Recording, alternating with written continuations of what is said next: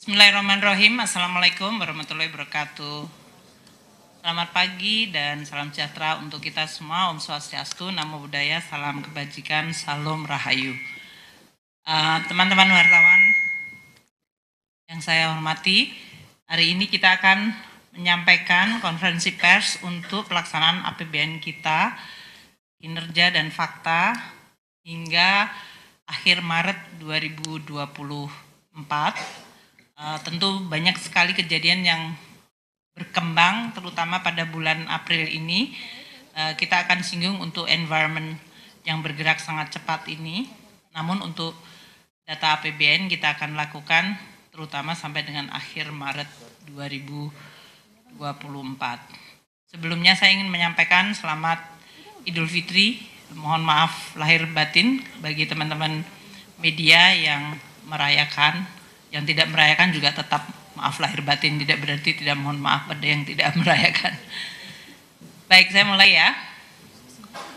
Untuk kinerja APBN sampai dengan Maret 2024 tetap sesuai atau paling tidak dalam track di dalam Undang-Undang Nomor 9 ya tahun 2023. Kinerja akhir Maret itu berarti 1 triwulan atau 1/4 dari perjalanan tahun ini. Terlihat cukup positif, meskipun kita juga tetap waspada. Karena 2024 ini terutama masuk ke triwulan kedua, banyak perubahan di dalam geopolitik dan global economy yang akan berimbas pada perekonomian seluruh dunia, dan tentu Indonesia termasuk, dan kemudian juga terhadap APBN. Pertama untuk pendapatan negara. Kita telah mengumpulkan 620,01 triliun, ini 22,1% dari target. Satu kuartal ya, ini berarti 1/4 dari 1 tahun. Ada penurunan 4,1%. Seperti diketahui bahwa tahun 2022-23 growth dari penerimaan negara itu sangat tinggi. Jadi walaupun kita memahami akan ada koreksi, kita tetap hati-hati. Jadi dalam hal ini penurunan 4,1% year on year.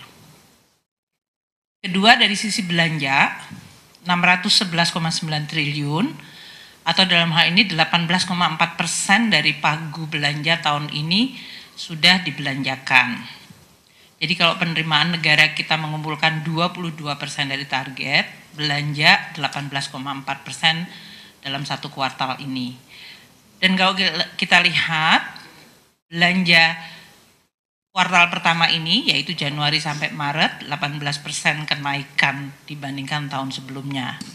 Ini berarti memang ada belanja-belanja yang cukup front loading seperti penyelenggaraan pemilu. Posisi total dari APBN kita masih surplus 8,1 triliun atau 0,04% dari GDP. Dari sisi keseimbangan primer, surplus 122,1 triliun. Kita masuk ya kepada environment ekonomi yang mempengaruhi kinerja APBN kita, dan nanti saya akan masuk ke detail masing-masing bagian dari APBN, penerimaan belanja dan pembiayaan. Untuk situasi geopolitik, dan nanti saya juga akan sampaikan hasil dari pertemuan Spring Meeting dan G20 di Washington DC minggu lalu. Kita melihat bahwa dunia secara geopolitik tensinya tidak menurun atau justru cenderung meningkat. Dan ini menciptakan risiko spillover ke perekonomian dunia. Jadi geopolitik masih dan bahkan sekarang menjadi headline atau fokus dari para pimpinan dunia dan pembuat kebijakan. Ini mempengaruhi beberapa dampak ekonomi yang signifikan. Kita semua tahu pada minggu lalu, pada saat saya tengah ada di Washington dan Spring Meeting, eskalasi ketegangan antara Iran dan Israel itu meningkat, bahkan terjadi ada military operation terbatas. Meskipun kita tetap berharap dan semoga ini adalah komitmen yang akan dijalankan, kedua belah pihak berusaha untuk menghindarkan dari perang secara terbuka dan all out. Namun ketegangan itu dan bahkan sempat konflik militer terjadi, ini harus diwaspadai. Kemudian kita lihat dari sisi dampak dari eskalasi tersebut terhadap pergerakan harga minyak sempat menembus angka 90 namun kemudian terkoreksi kembali di bawah $90 untuk Brent, harga minyak Brent yang sekarang posisi terakhir adalah 88. Secara year to date kenaikan harga minyak ini 14,3%. Jadi memang ada kecenderungan rambatan kenaikan harga minyak dalam 1 tahun atau antara Januari sampai dengan Maret atau sampai dengan bahkan April ini. Dan ini tidak bisa dipungkiri karena ada tekanan dari geopolitik atau ketegangan di Timur Tengah. WTI on the other hand harganya slightly di bawah Brent, namun juga kecenderungannya sama dan kenaikannya 17,5% year to date. Jadi Januari sampai dengan April ini. Kita masih perlu harus terus waspada terhadap kemungkinan further disruption dari rantai pasok, terutama untuk minyak dan gas karena memang kondisi di region tersebut masih sangat fluid. Dan kecenderungan harga minyak yang tinggi berarti akan mempengaruhi baik APBN dan perekonomian kita dan kemudian menyebabkan tekanan terhadap inflasi. Di sisi lain kita juga melihat Federal Reserve terutama dari Jerome Powell yang menyampaikan bahwa kondisi perekonomian Amerika masih sangat robust tumbuh dan inflasi belum menurun secara cukup signifikan dan pada level yang diharapkan. Ini yang menyebabkan keputusan Federal Reserve untuk menunda penurunan atau pemotongan suku bunga policy atau policy rate, dan ini tentu mengkonfirm higher for longer-nya dari Fed bahkan beyond dari yang tadinya diekspektasi oleh market, melebihi apa yang diekspektasikan market. Seperti diketahui market tadinya memiliki harapan penurunan suku bunga bisa terjadi tahun 2024 ini secara beberapa kali. Dengan data terbaru nampaknya harapan market itu tidak terpenuhi karena nampaknya Federal akan tetap menjaga policy rate-nya dan mungkin penurunan baru akan terlihat apabila data pada sisi growth, labor maupun inflasi telah pada kondisi yang meyakinkan mereka untuk bisa membuat adjustment. Dengan situasi ini maka muncul ekspektasi yang harus diubah. Dengan perubahan ini terjadi capital outflow dan menekan nilai tukar. Nanti saya akan sampaikan mengenai kecenderungan dari penguatan dolar ini. Nah, berbagai faktor geopolitik inilah yang harus kita waspadai karena akan merambat dan memberikan imbas pada perekonomian kita. Kita lihat untuk Fed Fund Rate yang tadi disampaikan masih pada level 5,5%. Tadinya market berharap akan ada penurunan hingga bahkan yang paling optimis 6 kali pemotongan. Itu tentu berharap akan segera menurun. Namun nampaknya harapan itu harus direvisi dengan data dan statement dari Federal Reserve. Dengan situasi ini terlihat pergerakan dari US Treasury yang cenderung masih meningkat, sekarang di 4,6, itu adalah kenaikan dari Fed Fund Rate dari US Treasury, yaitu surat berharga dari Amerika Serikat, dan dolar indeks juga mengalami kenaikan. Sekarang di posisi 105,7, makin tinggi di atas 100 berarti dia meningkat atau menguat. Kalau dolar menguat berarti mata uang lawannya seluruh dunia dalam posisi yang melemah. Yang terjadi di berbagai negara bahkan depresiasinya cukup dalam seperti di yen Jepang, ini depresiasi terdalam dalam 40 tahun mereka. Sehingga sekarang kalau kurs antara yen terhadap US dollar itu adalah yang terlemah dalam 40 tahun terakhir. Kenaikan US Treasury ini tentu akan meningkatkan beban utang di Amerika Serikat yang sudah tinggi. Sehingga dalam hal ini akan menjadi salah satu topik political negotiation antara Partai Republikan dengan Demokrat. Situasi ini tentu akan menimbulkan juga ketegangan karena kalau setiap saat antara Demokrat dengan Republikan tidak ada kesepakatan, maka mengancam terhadap penyelenggaraan APBN di Amerika Serikat. Dengan situasi itu biasanya akan menimbulkan sentimen market yang tidak baik. Kondisi global environment yang tadi saya sampaikan menyebabkan proyeksi ekonomi dunia cenderung stagnan, yaitu pada level yang rendah dan belum ada faktor yang mendongkrak. Untuk tahun 2024 forecast-nya IMF meskipun slightly better di 3,2, namun ini adalah stagnan sejak tahun lalu. Lembaga-lembaga lain seperti OECD bahkan memprediksi pertumbuhan ekonomi dunia di bawah level yang diprediksi oleh IMF, yaitu hanya 2,9. Sedangkan Bank Dunia juga lebih rendah, meskipun dua institusi ini, yaitu IMF, Bank Dunia, measurement metodenya berbeda dari sisi pertumbuhan ekonomi. Tahun depan juga masih akan diperkirakan tetap stagnan di 3,2.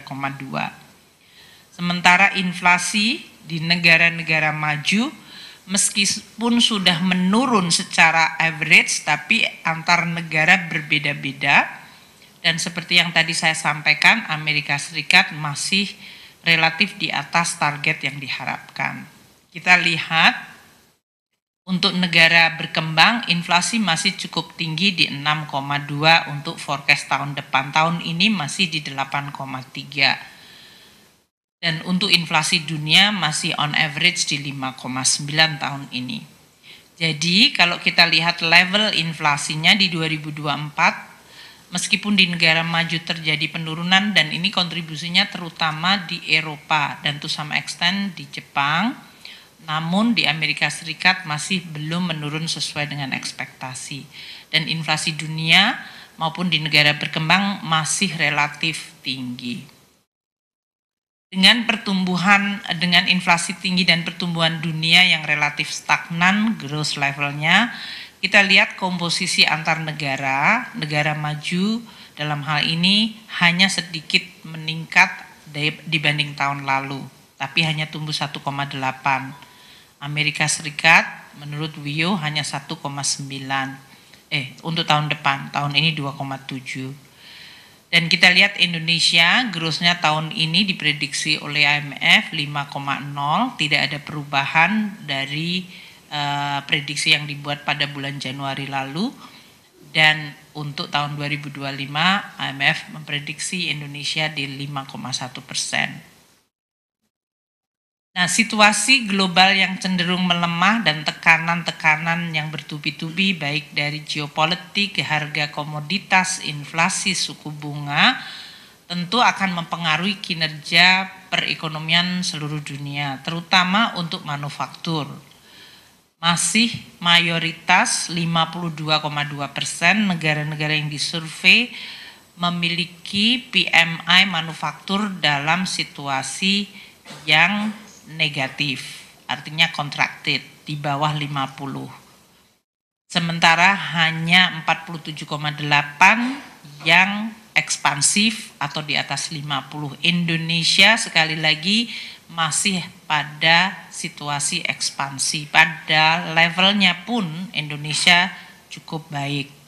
Jadi kalau kita lihat yang outstanding dari sisi manufacturing activity, India, dan ini sesuai juga dengan growth secara total India, kita lihat PMI India di 59,2. Indonesia dalam hal ini di 54,2. Ini juga jauh di atas 50. Banyak negara lain baik di Asia maupun di G20 mereka masih struggle dengan aktivitas manufaktur yang di sekitar 50 atau bahkan sedikit di bawah 50. Kita lihat ya seperti Thailand, Filipina positif, Vietnam dan Malaysia itu mereka semua di bawah 50. Harga komoditas yang volatile harus kita waspadai. Karena faktor dari harga komoditas ini tidak hanya masalah perekonomian yang cenderung lemah dari sisi global yang menyebabkan permintaan cenderung menurun, namun terjadinya disrupsi dari sisi rantai pasok karena masalah keamanan dan geopolitik. Jadi di sisi satu adalah demand-nya harusnya kecenderungan harga komoditas tidak naik karena cenderung melemah, namun supply shock-nya lebih dominan sehingga harganya bisa mengalami kenaikan. Jadi ini adalah dua faktor yang sangat ekstrim berbeda. Demand-nya melemah, tapi supply-nya shock-nya menyebabkan kemungkinan terjadinya penurunan shock yang cukup mendadak.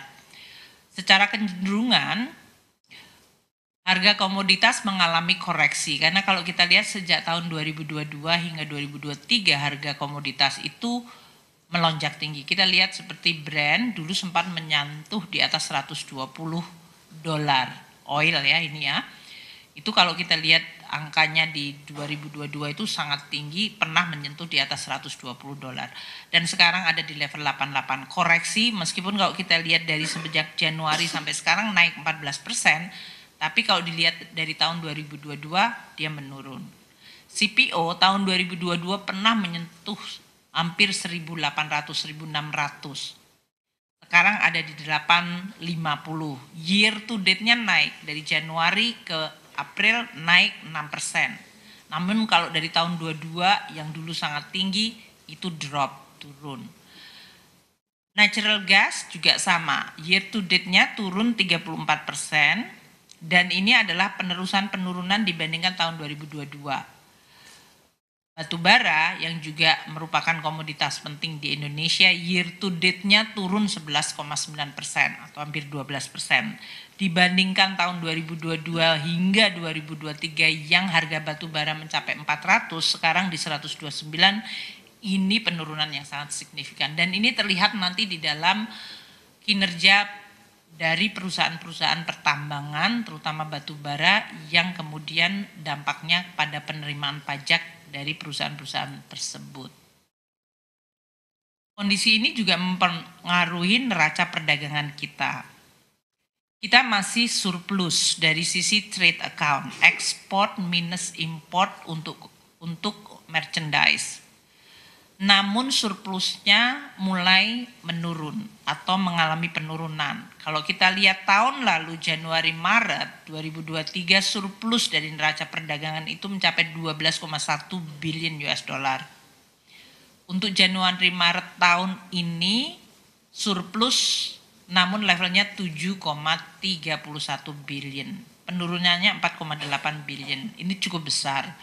Namun Indonesia masih menikmati kondisi neraca perdagangan yang surplus. Kalau kita lihat growth dari ekspor kita, itu masih di negatif teritori. Growth-nya di 4,2 negatif. Ekspor kita. Import mengalami drop yang cukup tinggi dibandingkan bulan lalu, yaitu negatif 12,8. Nah, import ini penurunannya tajam sehingga memang trade account kita masih positif, tapi kita harus melihat apakah tren dan volatilitas growth per bulannya itu nanti akan membentuk rata-rata pertumbuhan satu tahunnya seperti apa. Artinya kalau dari Januari hingga Maret, ekspor kita steady di negatif growth. Itu koreksi dari tahun 2022 dan awal 2023 yang masih sangat tinggi dan ini sekarang pada level yang relatif terkoreksi. Sedangkan import juga terkoreksi namun dia sering volatile. Kadang-kadang meningkat kemudian drop seperti yang terjadi pada Februari dan Maret ini.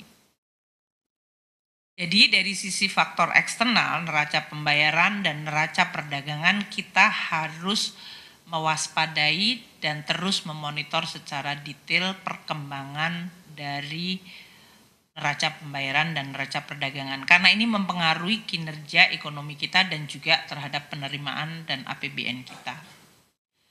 Inflasi Indonesia relatif tetap terkendali baik. Kalau kita lihat headline inflation kita adalah di 3,05 di bulan Maret. Nanti mengalami penurunan lagi, ada tekanan karena kenaikan harga pangan. Kalau kita lihat volatile food mengalami kenaikan yang steep, terutama sejak dari Desember tahun lalu. Kita semuanya tahu mengenai harga beras dan beberapa komoditas pangan yang mengalami kenaikan. Namun harga beras sudah mulai menunjukkan tren penurunan. Kita lihat dari yang peak terjadi pada bulan Februari dan sekarang sudah menurun di 14.765.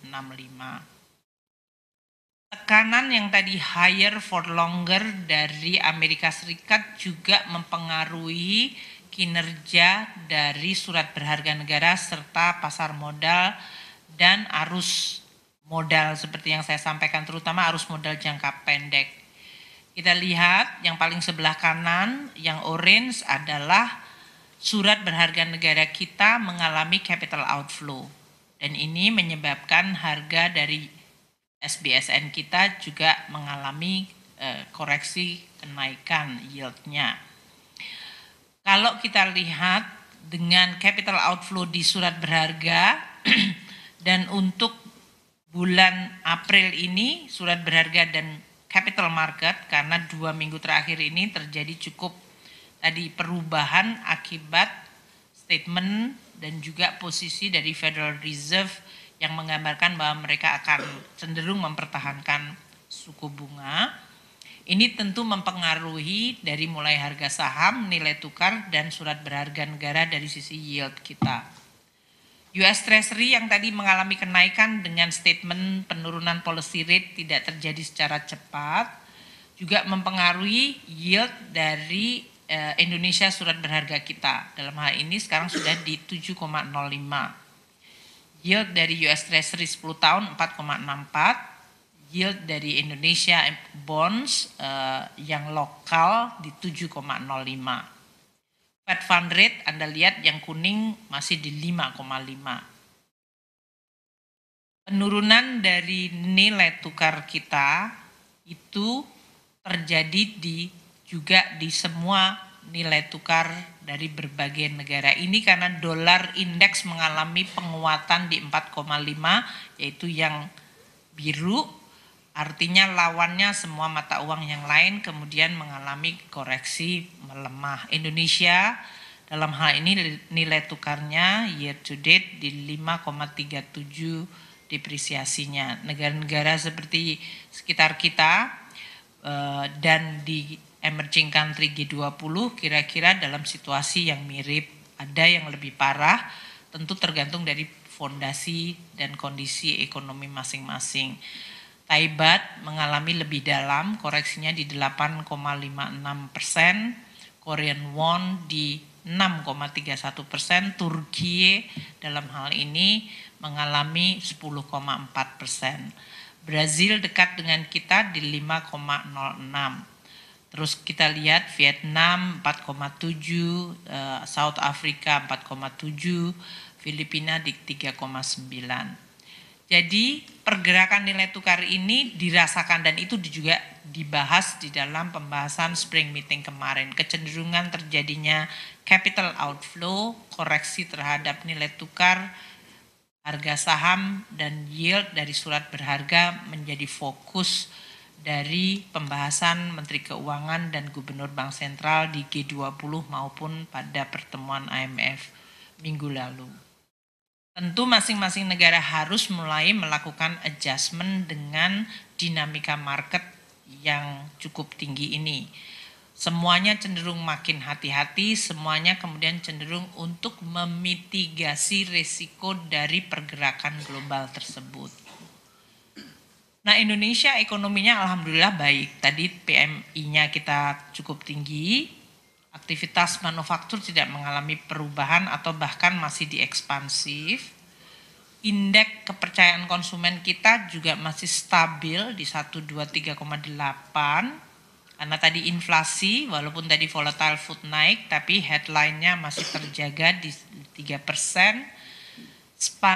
Spending dari konsumen kita yang diukur oleh Mandiri Spending Index masih dalam posisi kuat di 46,9 dan kalau kita lihat trennya tentu juga ini ada pengaruhnya Ramadan dan menjelang Idul Fitri. Penjualan real indeksnya juga masih di zona positif di 3,5.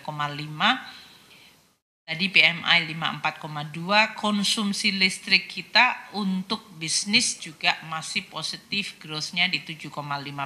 Meskipun di industri mengalami sedikit kontraksi, tapi saya suspek juga karena banyak hari libur menjelang Lebaran. Untuk konsumsi semen sesudah 2 bulan yang lalu melonjak tinggi growth-nya, pada bulan Maret ini terkoreksi di 1,9. Jadi overall masih bagus, konsumennya cukup baik, namun kita harus waspada karena beberapa mengalami koreksi. Baik ini koreksi yang sifatnya cyclical karena musiman seperti karena hari Ramadan dan hari raya, maupun koreksi yang mungkin sifatnya struktural dan jangka panjang. Ini yang harus kita waspadai. Dengan kinerja yang kita lihat tadi, konsumen yang baik, kegiatan manufaktur positif, capital dalam hal ini cukup positif dari sisi FDI atau penanaman modal. Kita prediksi untuk Q1 growth kita di 5,17%. Growth kita karena ini baru selesai di Maret ya. Jadi Januari, Maret kita perkirakan kita masih bertahan di atas 5%. Namun kita waspada terhadap turbulence global dan regional yang terjadi.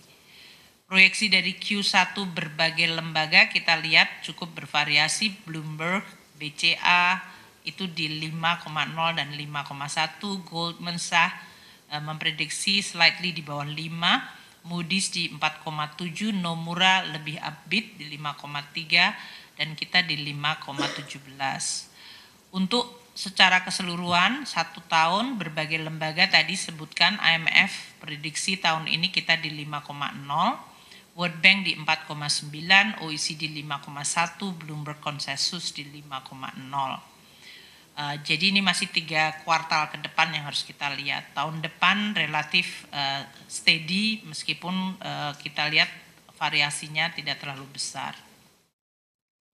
Nah ini lingkungan ekonomi yang tentu mempengaruhi pelaksanaan APBN kita, terutama nanti dari pos-pos yang memang dipengaruhi secara langsung oleh kinerja ekonomi seperti penerimaan negara. Kalau dari sisi belanja itu adalah dalam kontrol pemerintah relatively. Mungkin ada beberapa pos yang juga nanti akan kita waspadai. Kita sekarang lihat kepada APBN kita. APBN kita mulai dari sisi belanja dulu. Sampai dengan kuartal 1 yaitu 31 Maret, Januari hingga 31 Maret, kita telah membelanjakan untuk pemerintah pusat sebesar 427,6 triliun rupiah. Ini adalah 17,3%. Ya, kalau ini sudah 1/4 tahun, tapi kita membelanjakannya 17,3%. Dan kalau dibandingkan tahun lalu ini kenaikan cukup signifikan, 23,1%. Ini karena tahun 2024 memang ada aktivitas yang front load seperti pemilu yang terjadi pada bulan Februari sehingga banyak sekali belanja yang cukup tinggi seperti penyelenggaraan pemilu, KPU, Bawaslu itu semuanya terjadi di Januari Maret. Biasanya pada tahun yang tanpa pemilu nggak ada belanja pemilu sehingga ini mempengaruhi tadi. Kemudian juga ada beberapa bantuan sembako pangan dan kalau kita lihat realisasi subsidi juga cukup besar. 205,4 mempengaruhi dari sisi belanja non-KL kita. Kalau kita lihat belanja kementerian lembaga berarti sudah mencapai 20,4% dari pagu yaitu 222 triliun. Sedangkan belanja non-KL 205,4 triliun itu masih 14,9% dari pagu.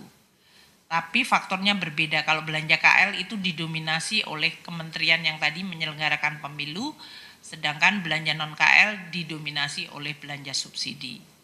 Nah, tahun ini kita lihat dengan growth belanja 23,1% pasti mempengaruhi kinerja dari perekonomian yang tadi, makanya ini termasuk salah satu kontributor terhadap pertumbuhan ekonomi Q1. Mari kita lihat beberapa detail dari belanja pemerintah pusat. Pertama, untuk belanja pegawai, ini ada kenaikan yang cukup signifikan karena dua faktor. Jadi pada kuartal 1 Januari sampai Maret kita membelanjakan 70,7 triliun. Tahun lalu hanya 49,5 dan itu steady di sekitar 49. Kenapa terjadi kenaikan yang cukup signifikan? Yaitu 42,8% sendiri. Satu, karena tahun 2024 kita menaikkan gaji dan pensiun. Jadi gaji ASN TNI Polri naik 8%, pensiun naik 12%. Jadi ini meningkatkan jumlah belanja per bulannya. Makanya kalau kita lihat belanja 2024 untuk pegawai naik dibandingkan belanja pegawai dalam 4 tahun terakhir. Yang kedua, bulan Maret kita juga sudah mengeksekusi belanja THR. Dan untuk THR tahun 2024 ini kita memberikan penuh 100% tukin. Jadi kalau kita lihat tadi kenaikan baseline-nya gajinya naik 8%, pensiun naik 12%, plus mereka mendapatkan THR di mana THR tahun ini dibayarkan penuh termasuk tukin 100%. Tahun sebelumnya tukin hanya 50%. Ini yang menyebabkan kalau kita lihat Januari Maret tahun ini kita sudah membelanjakan 70,7 triliun, jauh lebih besar dibandingkan rata-rata 4 tahun terakhir. Itu karena faktor tersebut ya. Jadi kita lihat belanja pegawai naik 42,8%, terdiri dari gaji dan tunjangan naik 14,2, ini kalau kita lihat tadi, dan tunkin honorarium lembur naik 18,5, dan THR yang dalam hal ini ada 13,5 triliun yang kita bayarkan.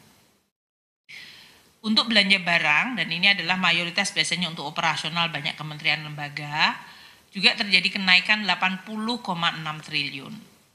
Ini naik 38,9%, naik tajam sekali. Walaupun tahun lalu juga naik tinggi 36,3%, yaitu mencapai 58 triliun, tahun ini naik lagi ke 80,6. Apa yang menyebabkan belanja barang ini naik? Terutama untuk belanja berkaitan dengan pemilu yang tadi saya sebutkan, karena pemilu itu mayoritas belanjanya adalah belanja barang.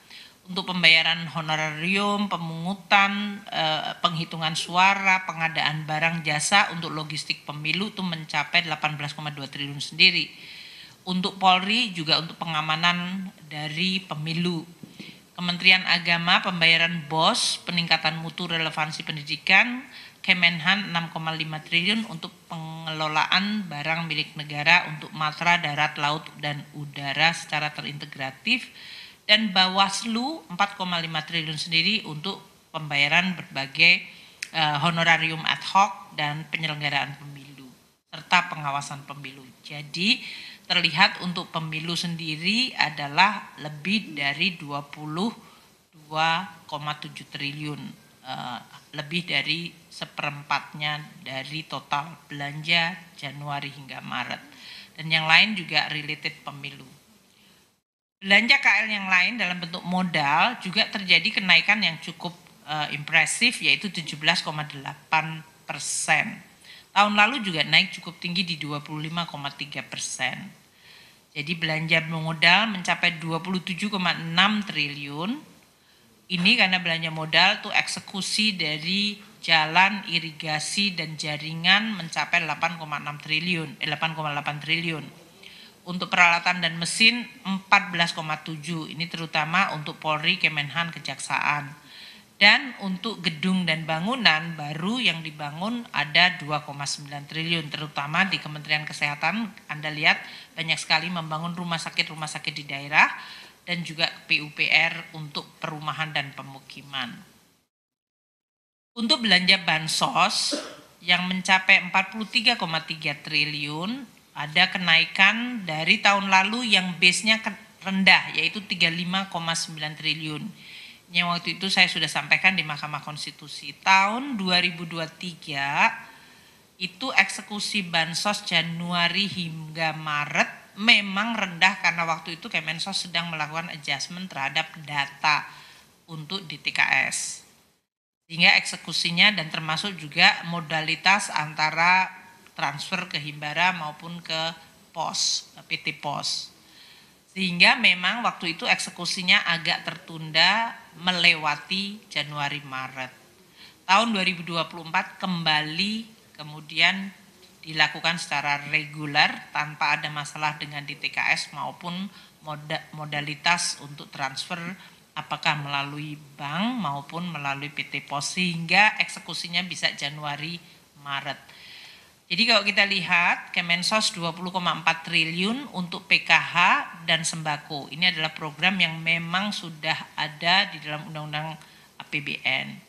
Untuk Kementerian Kesehatan juga 11,6 itu juga reguler transfer untuk PBI Jaminan Kesehatan Nasional untuk 96,7 peserta yang tidak mampu yang ditanggung oleh negara. Kemendikbudristek ada bantuan untuk PIP 7,9 juta siswa dan KIP Kartu Indonesia Pintar untuk 605,4 ribu mahasiswa. Kementerian Agama 1,4 triliun itu lagi juga untuk PIP 1,5 juta siswa dan KIP bagi 37 ribu mahasiswa di bawah universitas di bawah Kementerian Agama, dan BNPB untuk pelaksanaan tanggap darurat 34 miliar. Ini mungkin untuk saya recall kembali untuk teman-teman wartawan karena penjelasan saya di MK tetap konsisten, yaitu pelaksanaan Undang-Undang APBN untuk bantuan sosial yang sudah diatur dalam undang-undang. Kalau ada pergeseran lebih karena pergeseran tahun lalu karena Kemensos, sehingga kelihatan pertumbuhannya agak tinggi, tapi tidak ada hal yang sangat spesifik pada bulan Januari hingga Maret. Untuk belanja non-KL yang terutama besar, itu mencapai 2.205,4 triliun.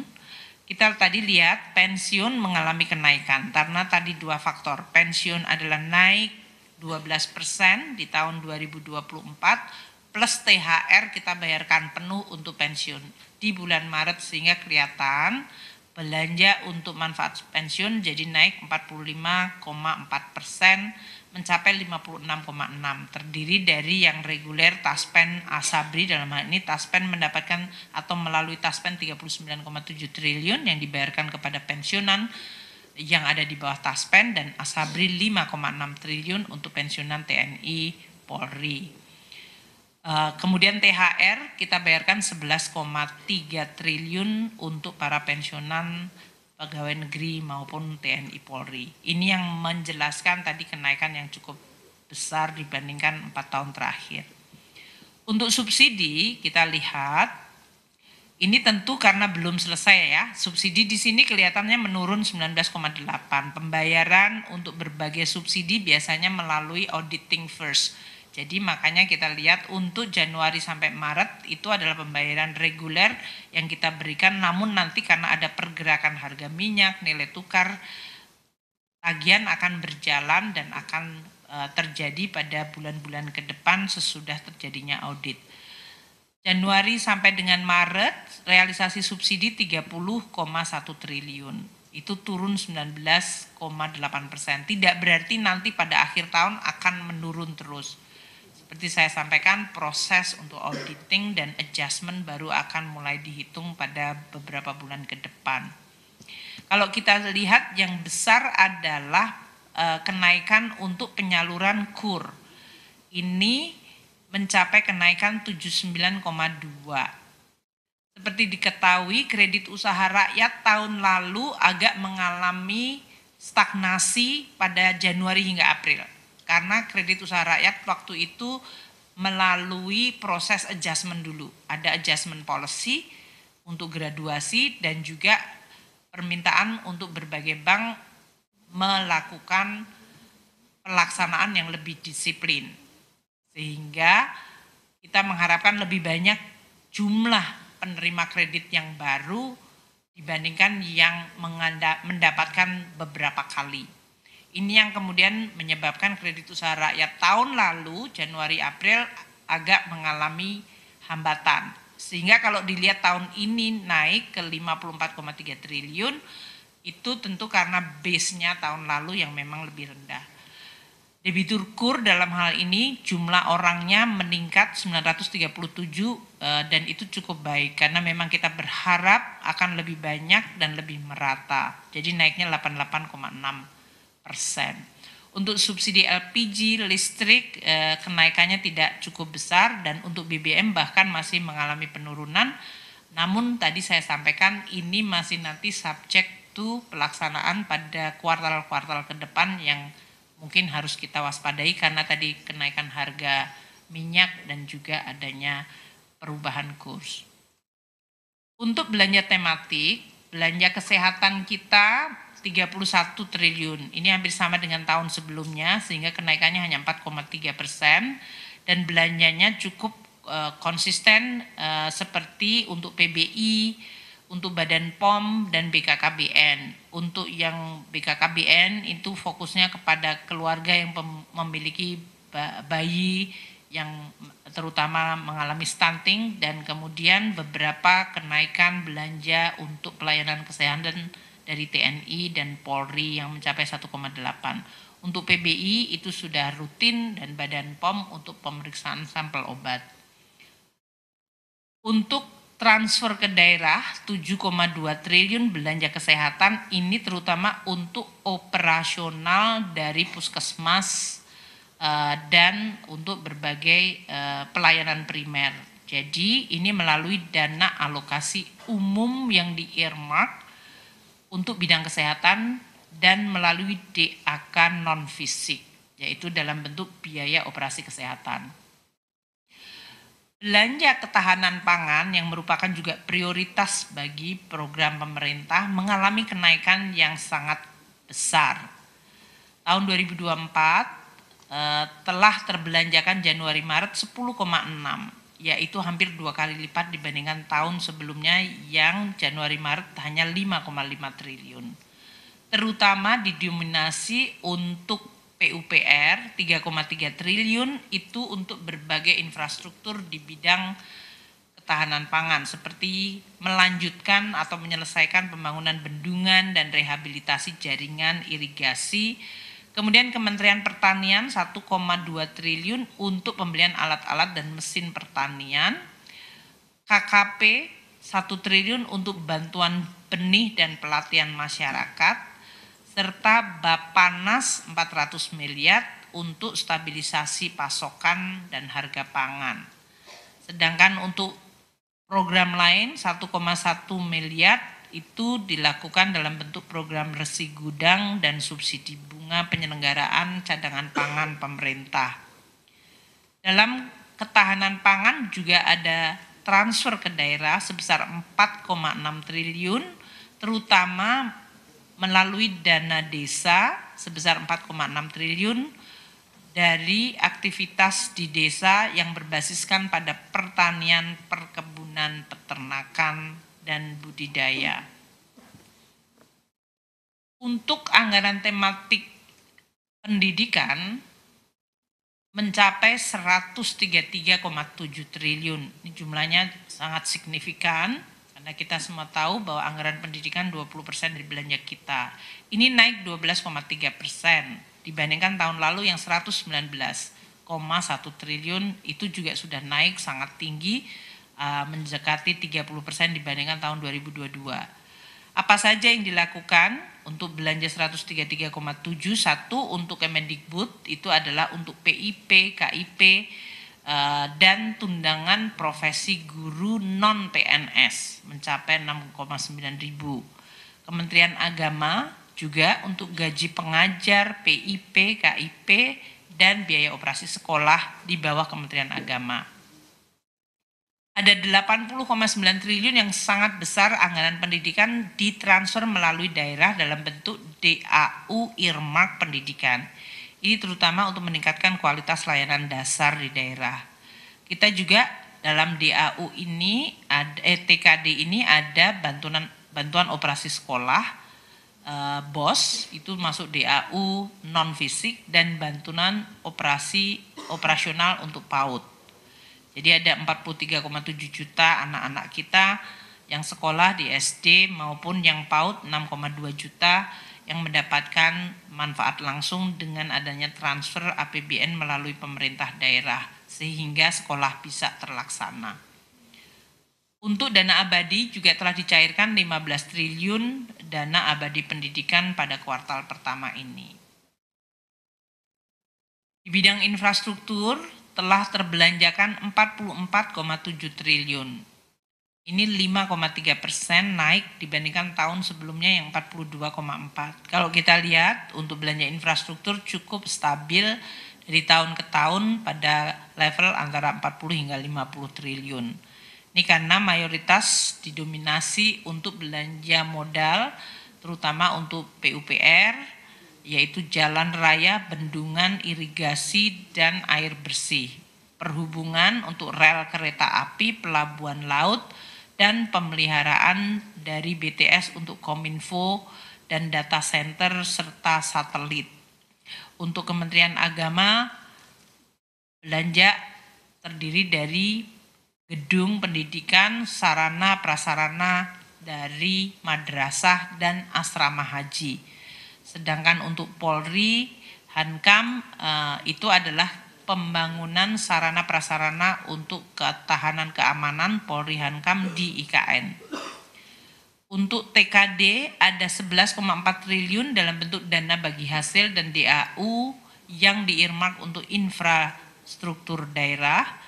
Dan untuk below the line 6,0 triliun adalah untuk pembiayaan perumahan melalui FLPP.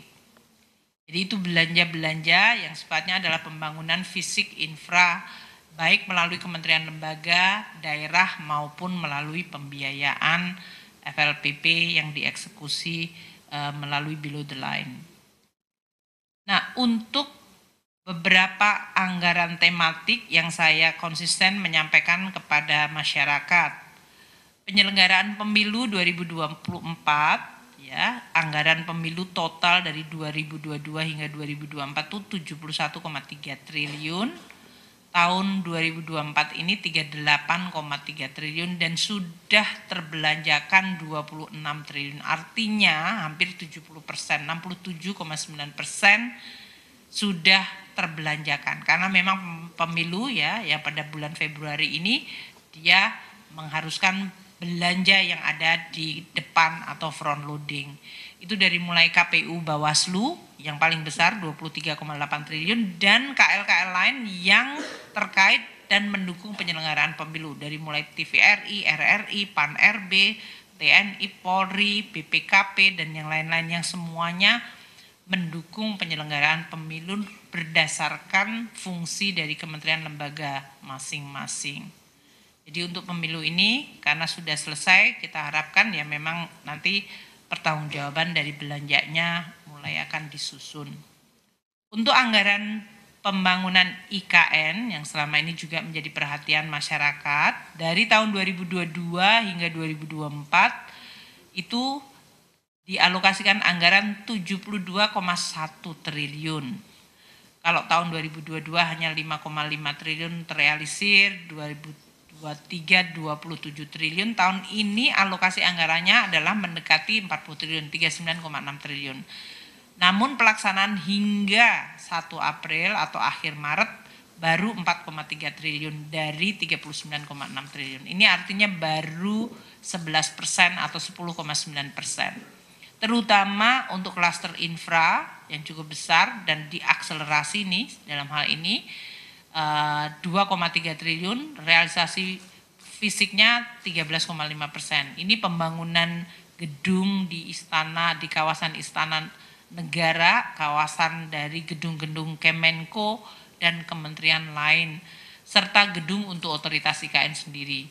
Tower dari rumah susun untuk ASN, Hankam, dan rumah tapak menteri yang waktu itu Pak Bas sudah juga menunjukkan beberapa kemajuan. Jalan tol IKN, jembatan IKN, rumah sakit dan bandara VVIP, serta penyempurnaan kawasan untuk fasilitas infrastruktur seperti air. Jadi Sepaku Semoy, embung dan pengendalian banjir itu menggunakan seluruh APBN kita.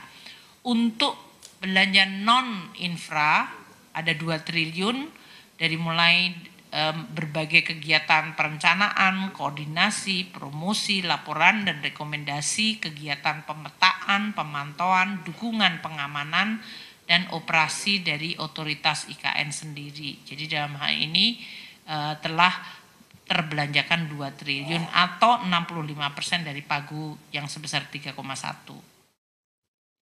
Sekarang saya masuk ke belanja yang kita salurkan melalui pemerintah daerah, yaitu transfer keuangan dan dana desa melalui APBD. Sampai dengan 31 Maret, ya dalam hal ini 184,3 triliun APBN sudah transfer ke daerah-daerah. Dalam bentuk DAU, ya dalam hal ini 111,6 triliun.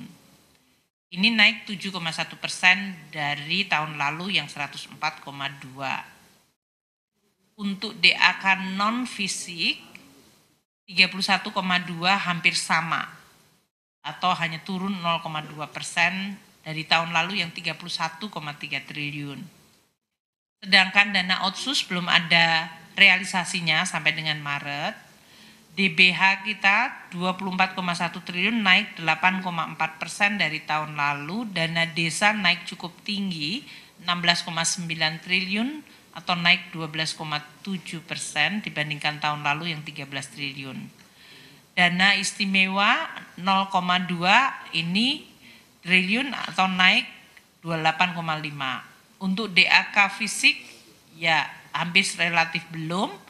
Hibah belum dan insentif fiskal kita sudah bayarkan 300 miliar atau naik 69,2% dibandingkan tahun lain. Kalau kita lihat penjelasannya DAU yang lebih tinggi karena porsi DAU Blok Grand meningkat realisasinya. Untuk DBH ada kenaikan tadi 8,4 karena pagu DBH memang tahun 2024 ini lebih tinggi dibandingkan tahun lalu karena harga minerba tahun lalu yang tinggi, maka dana bagi hasilnya mulai dibayarkan tahun ini. Maka kita lihat DAK non fisik masih relatif sama tadi untuk operasi sekolah POS maupun untuk BOK biaya operasi kesehatan. Jadi tidak ada perubahan. Dana desa lebih tinggi karena desa-desa dalam menyelesaikan APBDes-nya lebih cepat tahun 2024 sehingga kita bisa transfer lebih cepat. Insentif fiskal untuk penyampaian syarat salur oleh daerah yang lebih tinggi sehingga kita bisa segera mentransfernya. Jadi itu adalah posisi DAK. 184,3 triliun. Pemerintah daerah pada bulan Maret ini masih memiliki dana di perbankan yang cukup tinggi, 180,96 triliun. Kalau kita lihat ya dibandingkan bulan sebelumnya yang dana di perbankan 173,8 triliun atau Januari yang 150 triliun, ini berarti terjadi kenaikan account atau dana di perbankan oleh pemerintah daerah. Kalau dibandingkan bulan Maret tahun-tahun sebelumnya, angka ini tidak jauh berbeda atau bahkan cenderung lebih rendah dibandingkan 2023 dan 2022. Kita lihat tahun 2022 itu tertinggi bulan Maret, pemerintah daerah sempat memiliki account di bank mencapai 202 triliun. Tahun lalu 196,5 triliun, tahun ini 180. Jadi kalau dilihat levelnya menurun 3 tahun terakhir, hampir sama dengan tahun 2021. Untuk komposisi dana pemerintah daerah yang ada di perbankan, mayoritas 79,3 adalah dalam bentuk giro, deposito hanya 17,6 dan tabungan di 3,07%. Sekarang saya masuk ke below the line. APBN melakukan belanja investasi atau pembiayaan investasi, dan itu dilakukan untuk berbagai tujuan. Untuk dana abadi pendidikan, kalau kita lihat LPDP yang tadi telah mendapatkan transfer 15 triliun, itu terus meningkatkan jumlah dari siswa yang dikirim untuk belajar baik di dalam negeri dan di luar negeri. 66,4 dari 20.151 lulusan atau alumni yang dibiayai oleh LPDP hingga 31 Maret itu bekerja di sektor publik, mayoritas entah pegawai negeri pusat, TNI, Polri, atau pegawai daerah. 31,5 bekerja di sektor private dan 2% mereka bahkan bekerja di berbagai kegiatan sosial yang sangat bermanfaat. Sering kita berikan contoh luar biasa, mereka punya ide, dedikasi, dan juga passion. Untuk dana research, LPDP telah membiayai 2.906 proyek penelitian dengan nilai 2,68 triliun. Yang bagus juga adalah terutama nanti dari BRIN, banyak dari kegiatan research ini bekerja sama dengan institusi-institusi global. Jadi ini akan meningkatkan kualitas dari para periset kita dan juga meningkatkan network dari lembaga-lembaga research di Indonesia. Ini cukup baik dan akan terus mengestablish reputasi Indonesia sebagai negara yang berinvestasi di bidang pendidikan dan penelitian dan pengembangan. Untuk pembiayaan investasi di luar pendidikan dan penelitian, kita menggunakan below the line untuk mendukung masyarakat tidak mampu atau berpendapatan rendah dalam akses untuk memiliki perumahan. Pada tanggal 31 Maret, akhir Maret, ada 4.229 rumah dengan nilai lebih dari setengah triliun, yaitu 504 miliar, di mana 51.134 unit rumah yang kreditnya menggunakan FLPP KPR. Nilainya mencapai 6,17 triliun rupiah. APBN juga dalam hal ini membayar berbagai kewajiban pemerintah Indonesia yang memiliki saham di berbagai institusi global seperti di Islamic Development Bank, International Development Association, dan International Food for Agriculture Development. Ini menjadi salah satu tools untuk Indonesia tidak hanya berdiplomasi, juga mengakses knowledge maupun pembiayaan juga. Sekarang saya akan masuk mulai di bidang penerimaan negara. Penerimaan pajak kita sampai akhir Maret mencapai 393,9 triliun. Ini artinya hampir 20% dalam satu kuartal ini, 19,81% dari target. Kalau kita lihat bulan pertama 7,5% terkumpulkan atau 149 triliun, bulan kedua Februari 13,5% dari target sudah terkumpul atau 269, bulan ketiga ini kumulatif 393,9 atau 19,1. Komposisinya untuk PPh non migas secara bruto 220,4 triliun atau sudah mencapai di atas 20%. Naik 0,1%, sangat tipis. Untuk PPN dan PPNBM ini yang basisnya aktivitas 155,79 triliun, secara bruto masih juga naik 2,57%. Ini juga di atas 19% dari target tahun ini. Yang mengalami koreksi adalah PPh migas yaitu 14,53. Nanti kita lihat PPH migas ini naik turunnya berdasarkan harga minyak dan nilai tukar. Untuk kuartal 1 masih mengalami koreksi cukup dalam, yaitu 18%. Namun ini totalnya sudah juga di atas 19%. Dan PBB dan pajak lainnya 3,17 triliun, itu 8,39%. Secara bruto naik 11%. Mayoritas dari pajak jenis pajak utama kita masih tumbuh positif. Namun pertumbuhannya relatif tipis dan ini harus kita waspadai. Secara bruto kita lihat PPH 21 ini adalah pajak karyawan dan pekerja ya, dalam gaji pekerja dalam hal ini naiknya cukup mengembirakan dan konsisten. Tahun lalu naik 21,6%, tahun ini masih naik 25,9%, ya. Dan PPH 21 ini kontribusinya cukup besar, 16% dari total penerimaan kita. Baik bruto maupun neto tumbuhnya robust di atas 20%. Ini artinya pekerja, karyawan, mereka mendapatkan penerimaan gaji, upah yang levelnya cukup baik atau ada karyawan baru yang masuk sebagai pembayar pajak karyawan dalam hal ini. Ini hal yang positif, artinya ini mengkonfirm PMI kita tadi untuk manufaktur terutama yang masih ekspansif di atas 54.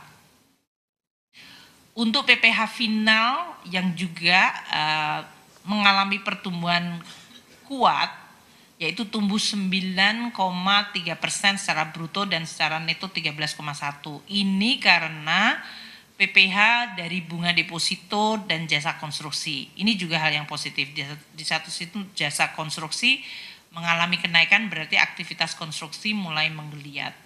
Kita harapkan ini akan tetap terjaga. Dan kontribusi dari PPH final ini 8,3%. Yang perlu untuk kita waspadai adalah PPH badan. Kita lihat mengalami koreksi secara cukup dalam. PPH badan ini kontribusinya 14,5% dari total penerimaan kita. Dan kita lihat untuk brutonya kontraksinya 21,5%. Untuk netonya lebih dalam lagi 29,8. Kenapa ini? Terutama didominasi oleh perusahaan-perusahaan pertambangan dan manufaktur yang mengalami untuk pertambangan koreksinya adalah harga dan juga ekspor, sehingga mereka meminta restitusi. Harga turun tajam di 2024 ini yang mulai muncul di dalam pembayaran pajak mereka yang dikoreksi dengan penurunan dari sejak tahun lalu sebetulnya. Sedangkan untuk PPN dalam hal ini secara bruto masih tumbuh 5,8%. PPN dalam negeri ini kontribusinya signifikan, 22% dari total penerimaan negara kita. Tahun ini tumbuh 5,8%. Masih tumbuh positif dibandingkan tahun lalu yang 34,7. Jadi ada koreksi tapi tetap di positif. Tapi kalau kita lihat pertumbuhan netonya PPN dalam negeri ini mengalami kontraksi sangat dalam, 23,8. Ini terutama untuk kegiatan-kegiatan industri pengolahan, perdagangan dan pertambangan yang kemudian melakukan ekspor. Mereka meningkatkan restitusi juga dari kompensasi lebih bayarnya tahun lalu. Jadi kombinasi, ada restitusi karena tahun lalu volume masih tinggi dan mereka membayar bulanannya cukup tinggi, namun kemudian dikoreksi tahun ini karena ternyata harga dari komoditas maupun volumenya tidak sebesar yang mereka report sebelumnya. Sehingga ini harus kita lihat secara hati-hati, artinya ada koreksi yang mempengaruhi penerimaan negara. Koreksi dari kegiatan ekonomi, apakah dari sisi harga komoditas maupun kegiatan ekonomi yang kemudian terrefleksikan dalam penerimaan negara. Untuk PPH orang pribadi, karena Maret kemarin selesai sudah, kita juga cukup gembira dengan perkembangan yang terus positif. Tahun lalu tumbuh 12,6, tahun ini tumbuhnya 9,2%. Meskipun PPH orang pribadi ini kontribusinya masih sangat kecil di 2,2% dari total penerimaan kita. Namun growth yang konsisten ini memberikan harapan untuk terus kita tingkatkan. Jadi ini adalah refleksi dari situasi ekonomi. Di sisi satu PPH 21 yang merupakan karyawan dan pekerja membaik, PPH orang pribadinya juga masih tumbuh positif. Jadi dari sisi masyarakat, penerima gaji, penerima upah dan orang pribadi positif. Namun perusahaan mengalami koreksi cukup dalam, terutama karena adanya tadi ya, koreksi harga komoditas maupun mungkin aktivitas yang agak menurun. Serta dari sisi PPN-nya juga mengalami restitusi meskipun secara bruto masih positif. Ini gambaran yang cukup mix dari perekonomian kita yang harus terus kita waspadai. Sedangkan untuk PPH final tadi saya sampaikan masih cukup bagus, terutama untuk jasa konstruksi ini memberi harapan dan untuk bunga deposito karena level dari suku bunga yang masih tinggi. Untuk PPN import yang juga kontribusinya besar 15,6% juga mengalami koreksi. Tadi kita lihat growth dari import mengalami penurunan sangat tajam. Ini juga kita lihat ada faktor cyclical. Nanti kita lihat apakah tren dari import kita ke depan akan seperti apa. Tapi kita lihat tadi Januari naik kemudian turun sangat tajam untuk import kita. Kalau kita breakdown berdasarkan sektor, maka kita akan mendapatkan juga gambaran mengenai perekonomian kita dari penerimaan pajak ini. Industri pengolahan adalah sektor yang kontribusinya terbesar dalam perekonomian, dalam penerimaan pajak kita 26,2%. Tahun lalu tumbuh tinggi 23,8, tahun ini tumbuhnya sangat tipis untuk yang bruto hanya 0,8. Kalau secara neto dikurangi restitusi yang harus kita bayarkan kembali karena memang itu adalah uangnya wajib pajak, maka industri manufaktur mengalami kontraksi penerimaan pajak 13,6%. Ini yang harus kita lihat. Di satu sisi PMI-nya tadi, Production Manufacturing Index-nya masih bagus 54, di sisi lain import termasuk bahan baku mengalami penurunan, dan kita lihat pajak dari industri manufaktur secara bruto masih tumbuh sangat tipis tapi netonya turun. Ini semuanya harus menunjukkan kesehatan dan kondisi dari industri manufaktur di Indonesia.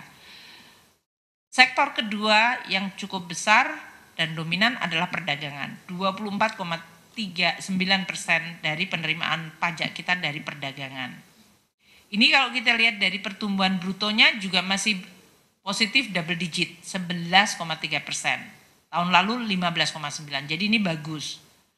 Netonya kontraksinya tipis di 1,6. Ini tadi juga disebutkan.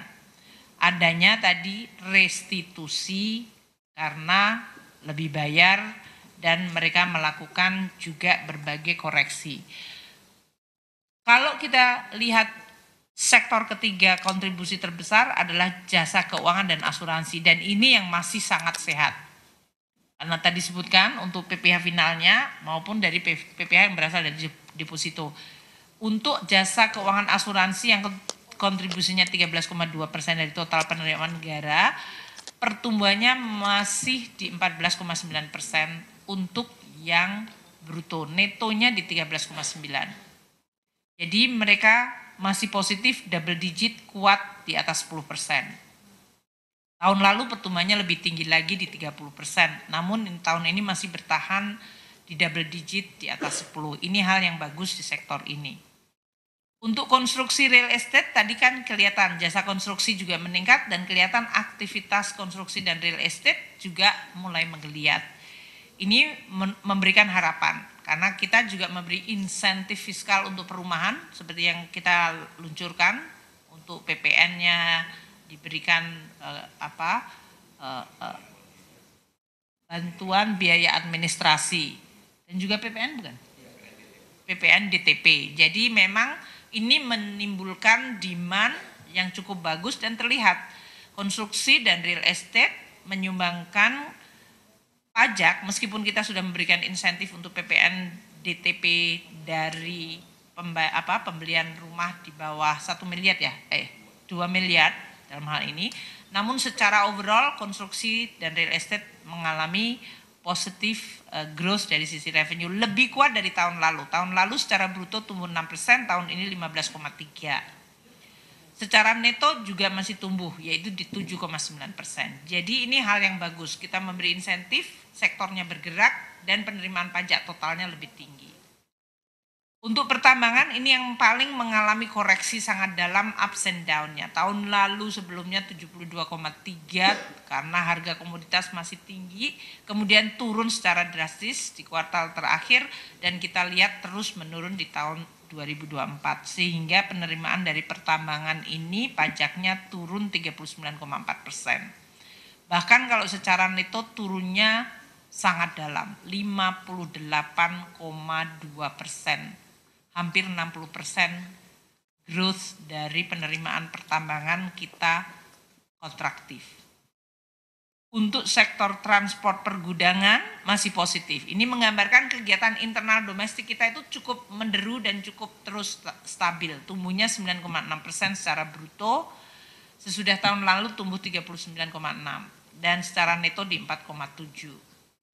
Untuk jasa perusahaan juga tumbuh 8,9% secara neto, secara bruto, secara neto 7,6. Ini menggambarkan suatu gambaran yang cukup mix. Aktivitas di dalam perekonomian domestik kita ada yang terus berkembang dan bagus dan merespons terhadap insentif yang kita berikan. Ada yang terkena imbas global seperti pertambangan karena harga komoditas dan permintaan. Informasi dan komunikasi juga meningkat di 20,3%, growth-nya secara bruto dan secara neto 22,5%. Nah, ini yang perlu untuk kita terus lihat, waspadai dan kita respons agar secara overall, secara keseluruhan perekonomian kita tetap terjaga momentumnya meskipun ada beberapa sektor yang tidak imun dari pengaruh global. Bea cukai kita dalam hal ini juga tergambarkan dampaknya dari kondisi global. Bea masuk kita 11,8 triliun atau ini 20,6%. Bea masuk ini turun 3,8%. Kalau kita lihat tadi kontraksi import lebih dalam, penerimaan bea masuk yang 11,8 triliun dalam hal ini mencapai penurunan 3,8% dari apa yang kita harapkan atau yang kita capai tahun lalu. Untuk bea keluar yang ini berhubungan dengan ekspor kita 4,2 triliun rupiah telah terkumpulkan sampai akhir Maret. Ini 23,7%. Naik 37% dari tahun sebelumnya. Kalau kita lihat untuk bea keluar terutama untuk tembaga dipengaruhi oleh adanya relaksasi ekspor untuk komoditas tembaga.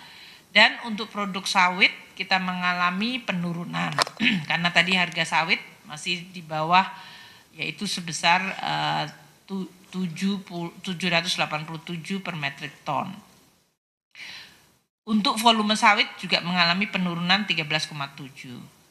Cukai rokok kita terutama tapi juga MMEA untuk rokok mengalami penurunan 7,3%.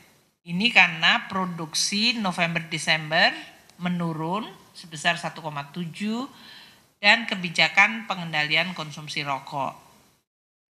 Untuk cukai MMEA mengalami penurunan tumbuh 6,6%. Ini karena kegiatan aktivitas restoran, hotel, dan pariwisata yang relatif meningkat. Sedangkan untuk etil alkohol tumbuh 16,2%. Jadi ini adalah kegiatan yang dilakukan terutama bea cukai dari sisi penerimaan negara. Untuk kategori ketiga yaitu penerimaan negara bukan pajak, telah terkumpulkan sampai akhir Maret 156,7 triliun. Ini kenaikan 10%, cukup baik. Namun kita juga hati-hati karena kalau kita lihat dari sisi komponen penerimaan negara bukan pajak, terutama dari sumber daya alam, baik migas maupun non migas, terlihat tadi koreksi harga. Untuk migas turun 18%, yaitu 25,7 dibandingkan tahun lalu 31,3. Untuk non migas turunnya lebih dalam lagi yaitu 36,7%. Ini karena SDA non migas seperti batu bara itu mengalami koreksi baik dari sisi harga maupun volume. Jadi penerimaan sumber daya alam di PNBP mengalami koreksi. Tapi kenapa kok total penerimaannya naik? Ini karena pembayaran dividen terutama dari dua bank himbara, BRI dan Mandiri. Itu terutama yang kemudian memberikan kontribusi melonjaknya penerimaan PNBP kita dari kekayaan negara yang dipisahkan, yaitu BUMN, mencapai 42,9 triliun, melonjak dibandingkan tahun lalu yang hanya 4,6 triliun. Ini karena pembayaran dividen pas jatuh tempo dibayarkan pada bulan Maret lalu. Untuk PNBP lain dari kementerian lembaga cukup steady di 42,4, sedikit koreksi tipis 4,4%. Ini terutama untuk berbagai pendapatan jasa transport dan layanan administrasi. Sedangkan BLU kita 17,9 triliun atau turun sedikit 1,9%, terutama pungutan sektor sawit untuk BLU sawit dan untuk bidang kesehatan dan pendidikan.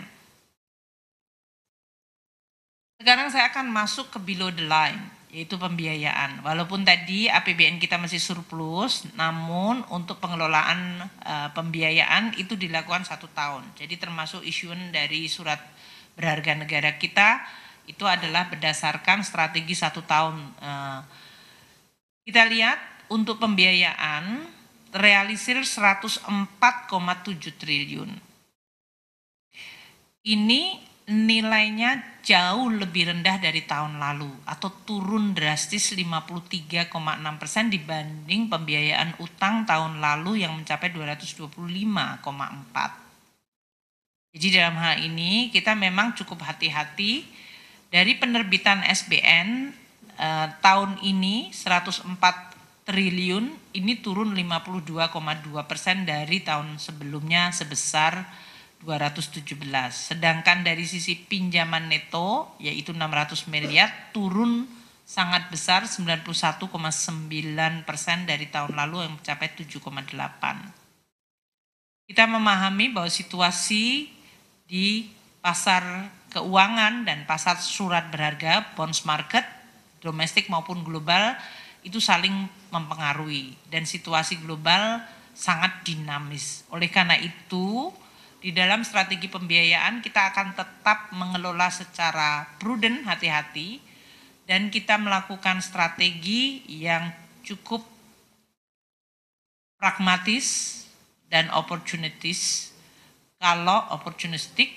supaya kita bisa selalu memilih timing, volume, maupun jenis surat berharga yang harus kita issue untuk menjaga kehandalan APBN kita.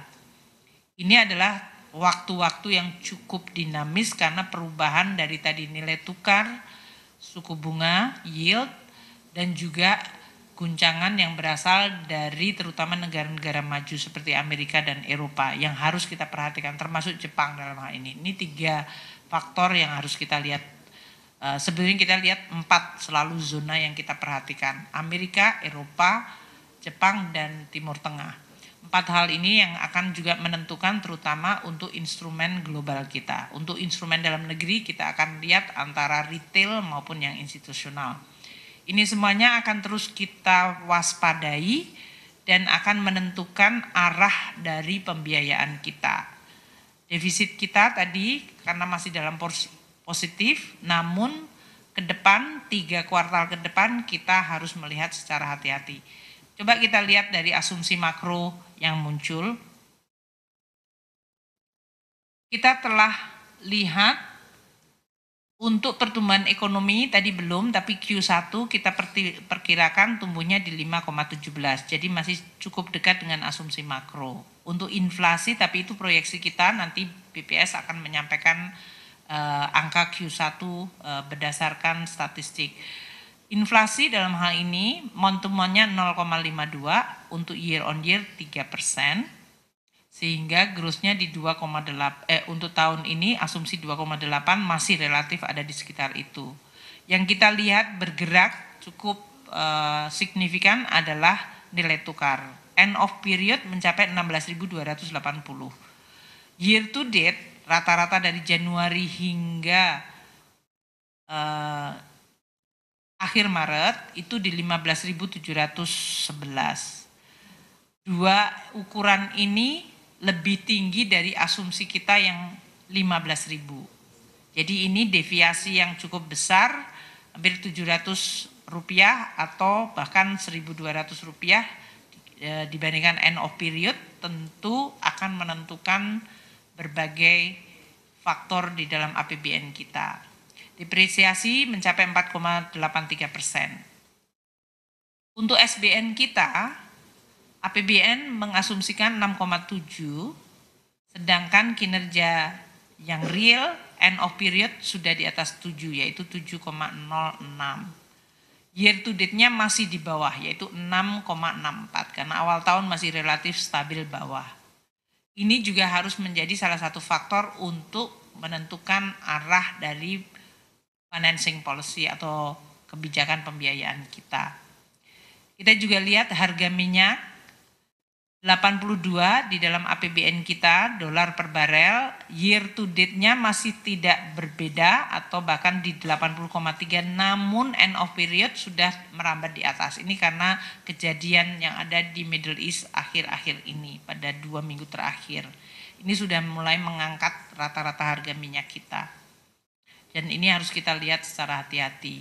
Lifting minyak maupun lifting gas di bawah asumsi dua-duanya.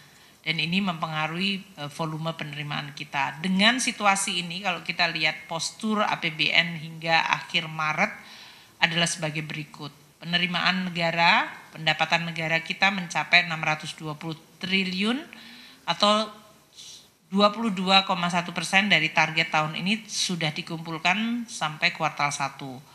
Ini tumbuh negatif 4,1%. Untuk penerimaan pajak 393,9, ini 19,8% dari target, itu koreksi negatif 8,8%. Untuk bea dan cukai 69 triliun atau 21,5% dari target, ini juga koreksi menurun 4,5%. PNBP kita yang tadi telah saya sampaikan 156,7, itu 31,8% dari target, tapi mengalami koreksi pertumbuhan 10%, karena tadi terutama faktor dividen.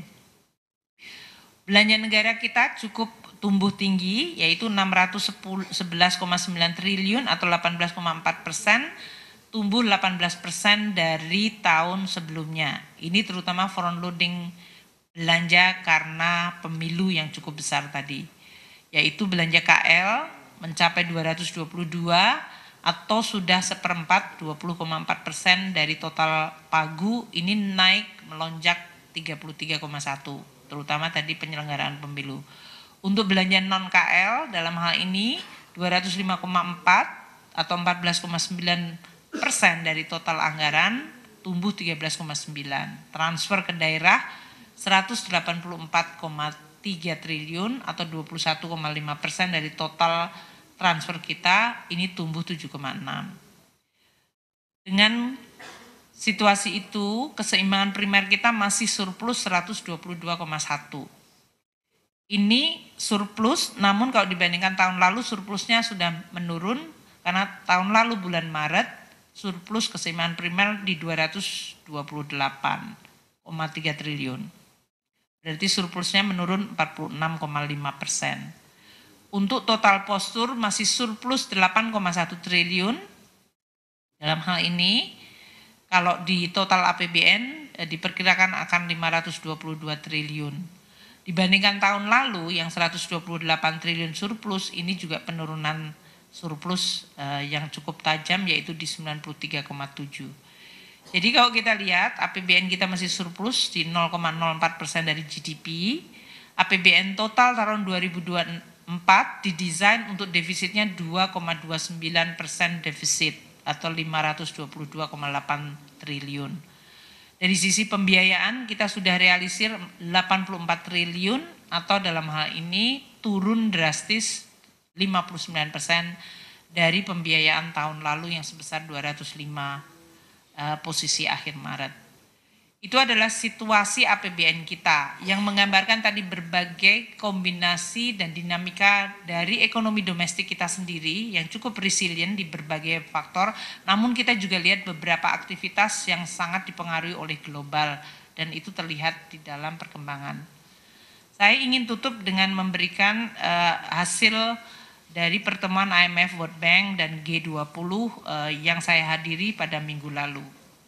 Pertama, untuk pertemuan IMF, World Bank, dan G20, dominasi mengenai kondisi outlook global dan risiko ekonomi global itu sangat besar. Ini artinya dari sisi situasi, kondisi, mood, dan fokus dari para pembuat kebijakan di bidang keuangan negara dan moneter sangat tersita oleh downside risk atau risiko yang besar dari perekonomian global, baik itu karena geopolitik yang tereskalasi, tadi saya sebutkan, konflik di Timur Tengah, di Ukraina belum selesai, kemudian kondisi ekonomi Amerika di mana Fed Fund Rate-nya masih bertahan higher for longer, penurunan suku bunga tidak terjadi secepat dan sedrastis yang dibayangkan, dan ini menimbulkan gejolak pasar modal dan pasar uang dan arus modal, terutama nilai tukar, capital outflow terjadi di semua negara, baik emerging maupun advance di luar Amerika. Ini mempengaruhi dolar indeks yang menguat, nilai tukar mata uang yang lainnya menjadi lebih lemah atau terkoreksi.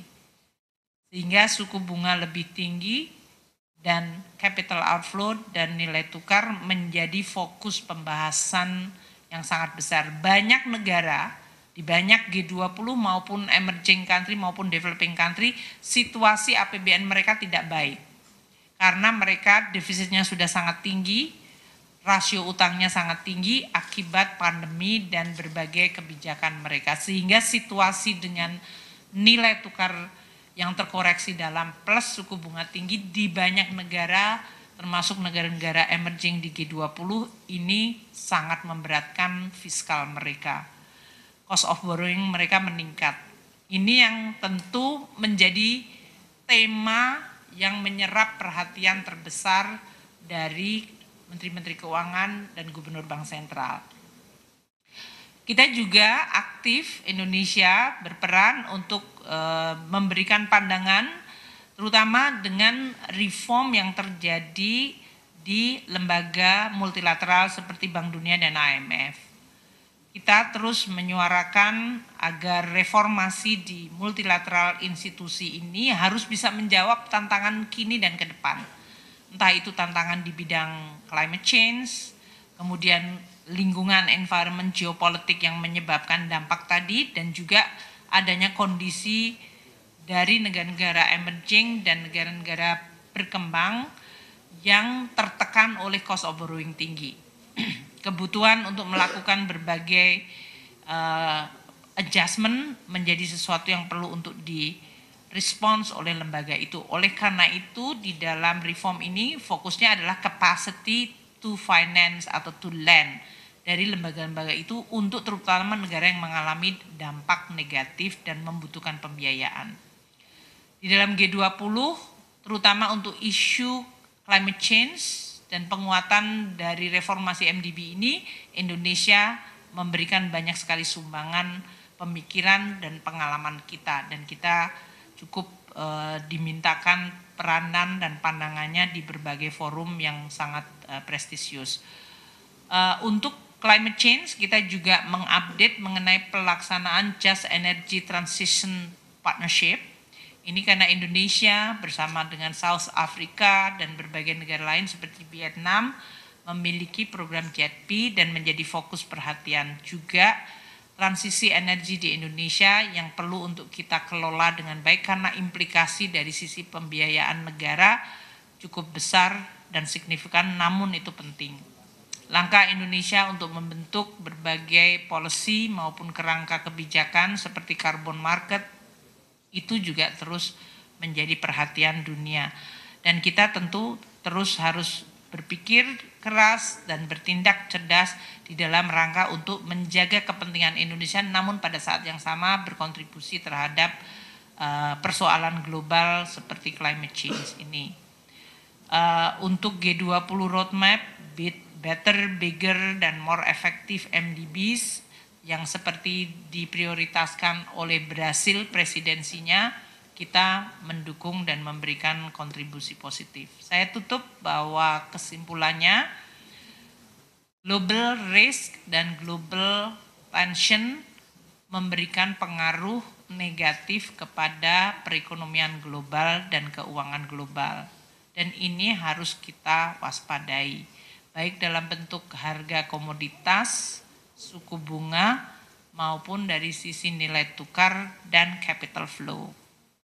Pertumbuhan ekonomi kita masih relatif resilient. Untuk Q1, tadi saya sampaikan Kemenku membuat forecast di atas 5%, 5,17%, di mana inflasi masih tetap terkendali. Jadi ini adalah sesuatu yang harus kita syukuri, namun harus kita jaga karena situasi berubah cepat. APBN kita hingga Maret kinerjanya masih sesuai on track dan kita terus merespon dan melaksanakan berbagai kemungkinan adjustment dengan perubahan lanskap perekonomian global yang sangat dinamis.